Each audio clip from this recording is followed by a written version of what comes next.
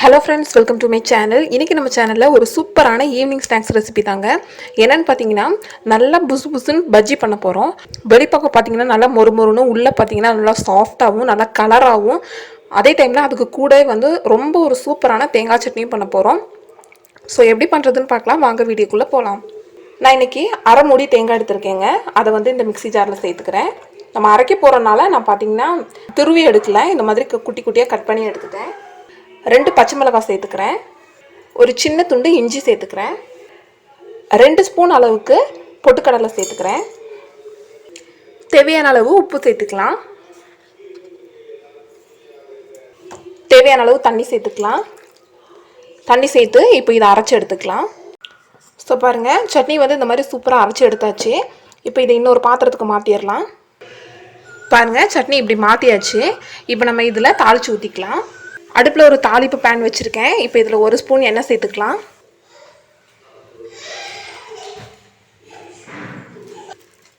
1 spoon கடுகு சேர்த்துக்கலாம். 1/2 spoon உளுந்து சேர்த்துக்கலாம். 1/2 ஸ்பூன் கடலைப்பருப்பு சேர்த்துக்கலாம். ஒரு கொத்து கருவேப்பிலை சேர்த்துக்கலாம். ஒரு வரமிளகாயை இப்படி கிள்ளி சேர்த்துக்கலாம்.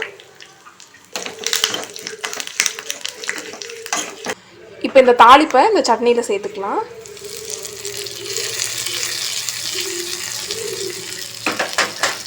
சேர்த்து நல்லா மிக்ஸ் பண்ணிக்கலாம்.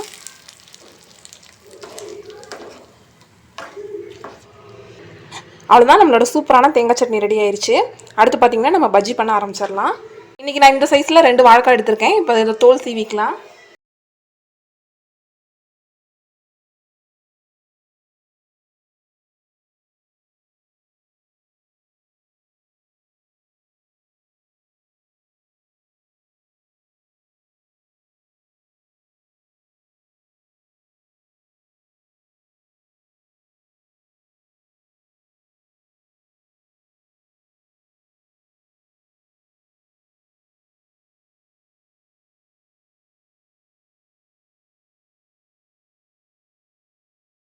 இப்போ இந்த மாதிரி ஒரு பாத்திரம் வச்சு இந்த பாத்திரத்தில் தண்ணியில் இதில் போட்டுடலாம்.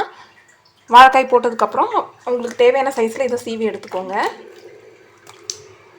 வாழைக்காய் சீவுறது இருந்தால் அதில் சீவி எடுத்துக்கோங்க. அப்படி இல்லைன்னா கத்திலே உங்களுக்கு தேவையான சைஸில் கட் பண்ணி எடுத்துக்கோங்க. கொஞ்சம் லைட்டாக திக்காகவே கட் பண்ணிக்கோங்க.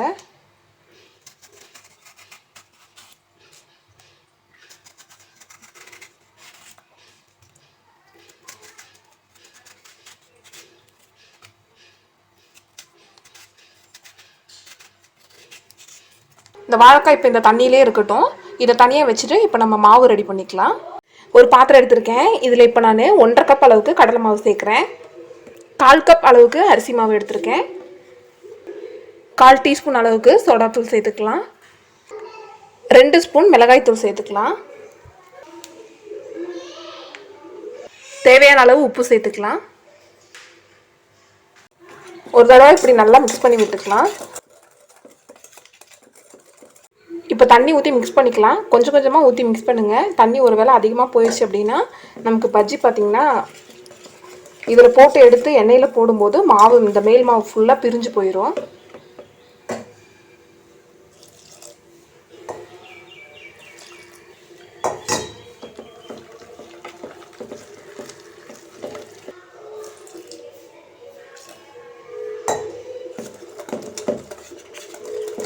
பாருங்கள், எடுத்து ஊற்றும்போது இந்த மாதிரி ஊற்றணும். இந்த கன்சிஸ்டன்சி பார்த்திங்கன்னா கரெக்டாக இருக்கும்.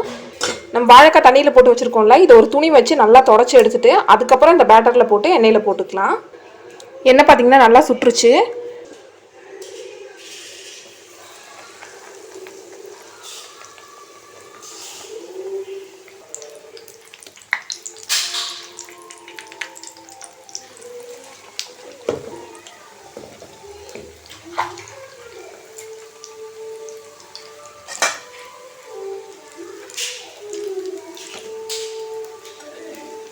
நம்ம எல்லாமே கரெக்டாக மிக்ஸ் பண்ணியிருந்தோம்னா நம்ம எதுவுமே பண்ண தேவையில்ல. இந்த மாதிரி நம்ம பஜ்ஜி போட்ட உடனே அதுவே பார்த்திங்கன்னா தானாகவே எழும்பி வரும்.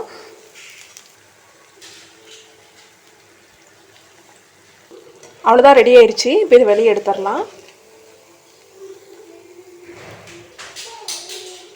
இந்த வீடியோ உங்களுக்கு பிடிச்சிருக்கும்னு நினைக்கிறேன். பிடிச்சிருந்தா லைக் பண்ணுங்கள், ஷேர் பண்ணுங்கள், கமெண்ட் பண்ணுங்கள். மறக்காமல் நம்ம சேனலுக்கு சப்ஸ்கிரைப் பண்ணி பக்கத்தில் இருக்க பெல் பட்டனை கிளிக் பண்ணி ஆளுங்கிற ஆப்ஷனை செலக்ட் பண்ணி வச்சுக்கோங்க. அப்போ தான் நம்ம போடுற வீடியோஸ் எல்லாமே உங்களுக்கு நோட்டிஃபிகேஷனாக வரும். தேங்க்ஸ் ஃபார் வாட்சிங் ஃப்ரெண்ட்ஸ்.